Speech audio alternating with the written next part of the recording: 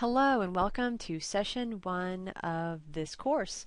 Before we go into this session, let's talk about what you need to have done on the outside.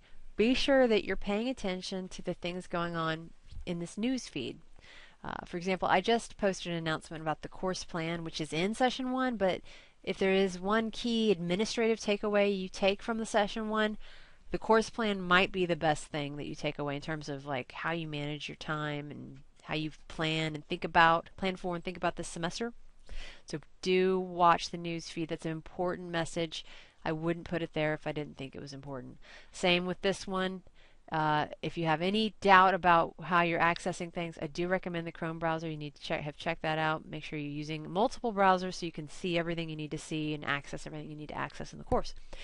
Also, the first announcement, posted way back in January, but I did go ahead and update my welcome video. It's just me talking about me and where I come from. So if you already watched my old one, that's fine. You don't need to rewatch my new one. But do watch my welcome video. Do watch Getting Around D2L because I give you important tips that I'm not going to give you in this video. Okay? So it's important that you do these things, these background things. Assume that you know the basics of D2L. This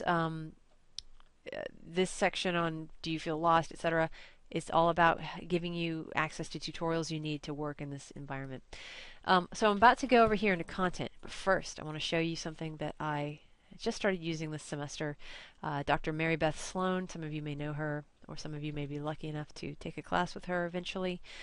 She got me using the checklist. I've always used checklists, but now I'm using the D2L checklist. And so I want to know what you guys think about it. So I just clicked on it, and I've only put one checklist in there because it does take a bit of time. And I'm going to click on that. And actually, I'm going to do one thing. I'm going to put you on pause, and then I'm going to redo what I just did. Okay, so we're off pause. Okay, I clicked checklist, and I clicked this session 1 checklist, and then a checklist for session 1 pops up. And you can see I've got check marks here because you can interact with this checklist. So once you've done an item or you feel like you've completed it, because some items are kind of ongoing. Learning is messy. It doesn't always have a finite boundary, and you can say done. But if you're more or less done with something, you can check it off, and then you can save it. Okay, and then you can close it as well. Close it here, but I'm gonna actually keep it handy so that I can talk you through it. Alright, so we've got our checklist handy, and the good thing about getting it on the outside here from this area is that it can pop out and be a floating window, and that might be really useful while you're working in CourseNet. Alright, I'm going to slide it over here, and I'm going to get this back open. Alright, so let's go into the module. I hit Content, and then you see a table of contents. You can click the first item in there.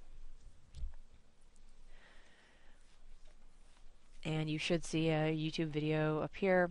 And this is where this video you're watching right now will be housed, is in this spot. So hopefully you click play from here.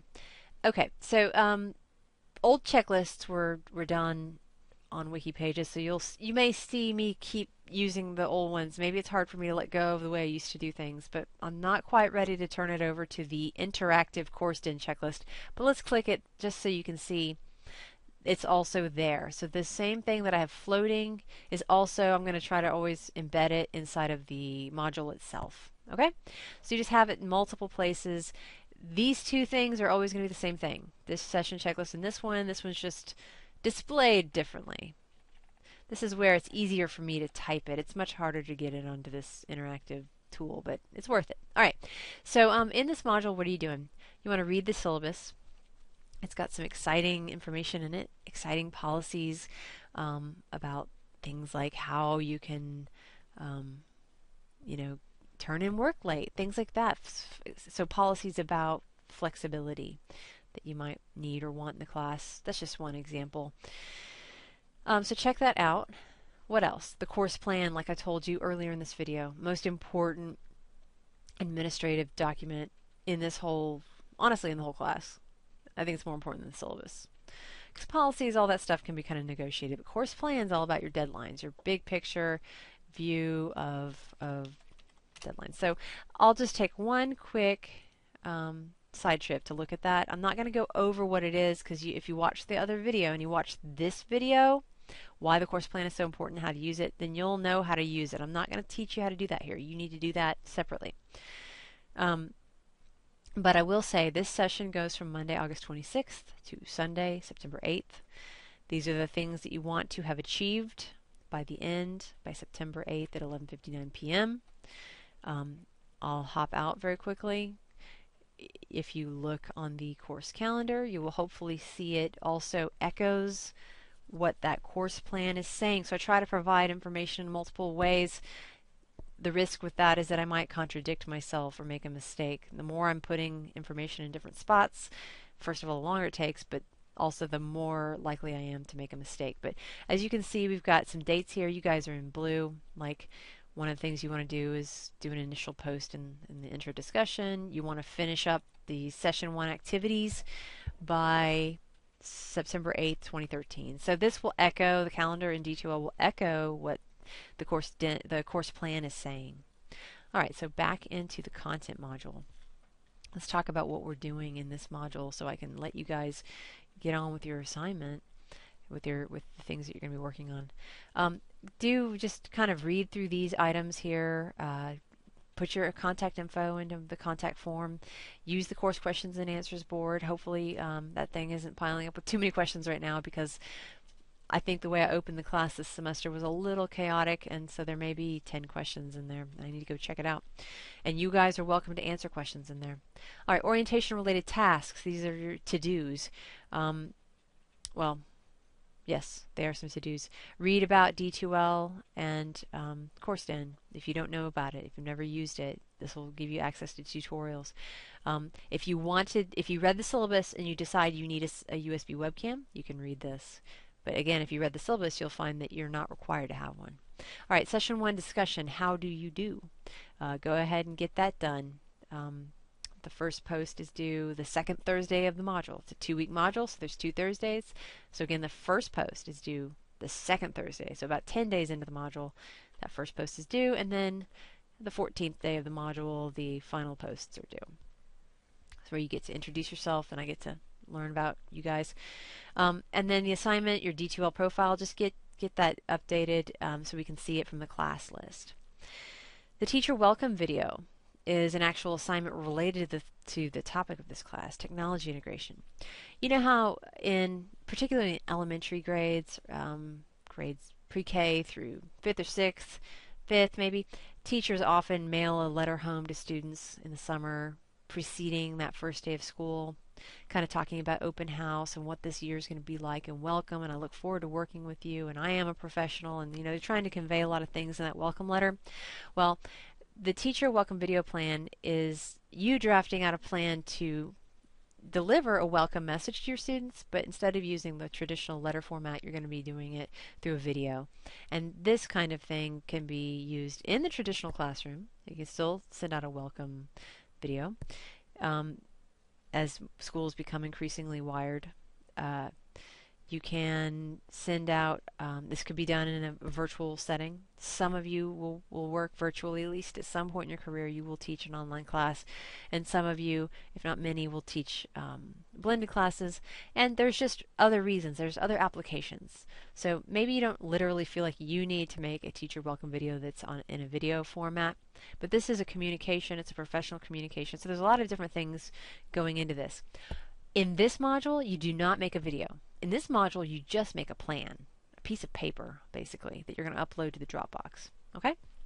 So read those instructions, learn about the video plan piece, get the plan done. It's really easy. It's basically like a table that I created with various types of things you want to talk about. You're going to sketch out in words the types of things you would say in a welcome video, in a short welcome video. Okay? So that's a document that you make later on in the semester if you want to go check out the course plan and figure out when exactly, about 3 modules down the road, maybe in October or November, you actually make the video that is tied to this. Okay? All right, and then Hello Standards is about introducing you to the standards that underpin this course. It's like, why the heck should you be learning about technology integration? Why is it taught the way it is? Where does this come from? Because it sure doesn't necessarily arise from good pedagogical practice. I mean, that's one thing that a lot of people argue, but that's not where it came from. It was actually imposed on us from up high. I mean, it does come from, okay, technology is about making things work better. That's one thing it's about. It's a way, technology is also a way of knowing and thinking and doing. So yes, it does arise from how we know and think and do, and that's something we do when we teach and learn. But at the same time, a lot of the push to integrate technology does come on schools from the outside. So the standards are one expression of that push. They may not tell you exactly where the push comes from, but they do express it kind of clearly. And so these two sets of standards are big picture standards that apply to you as candidates in a teacher education program. SLPs, I'm not sure exactly how much these apply to you, but they do apply to you to an extent because you're being prepared to work in the school environment. So basically, my low-level goal for you, because I don't see it as my job to ensure that you have memorized standards. Nobody can memorize them. They're very difficult to read, for one thing. But I want you to sort of agree to be aware of them and skim look at them. Okay? And then this quiz is simply you agreeing that you're aware of them and that you intend to kind of skim look at them. Okay? So I'm not testing you over them. You'll see that when you open the quiz, it's super easy to get the right answers. There's 2 questions. You get 1 point for each question. Okay? And then in the first few modules of this semester, the first few sessions, should I say, you'll see other standards that apply to what we do and what this class is about. And then at the very end of the semester, when you have to turn in a key assessment into TK20 for this class, you'll know when you see InTask and CAPE and all these things written on your key assessment rubric, you're going to understand, okay, this is why she's asking us this question. And by the way, for that key assessment, I'm going to hold your hand and make sure I guide you to turn in your work and do what you need to do to be successful in that. All right. Voices from the field is something that used to be related to, it used to have a grade tied to it. It no longer does. It's here for enrichment. Please watch the video, listen to the podcast. It's a way to connect to people that are working on educational problems from a variety of perspectives. The first one is from someone in the College of Ed, but I thought the interview was so good that I don't know, I just want it there. It's Dr. Jill Drake. She's a math educator and she's amazing. And it's about a 10-minute podcast where a former student interviewed her. You guys, by the way, can do Voices from the Field interviews for your digital movie later in the semester. And I really hope you do, especially people that have already made movies before that are really good at it. I want really high quality videos for future classes so they can learn about what's going on with people in the field. All right, so that's the first module. This is garbage that I put in earlier when I was trying to figure out how to put a checklist in the module, so you can ignore it if you still see it. Hopefully it will be gone by the time you come here. All right, let me know how I can help. I hope you enjoy the first session of the course.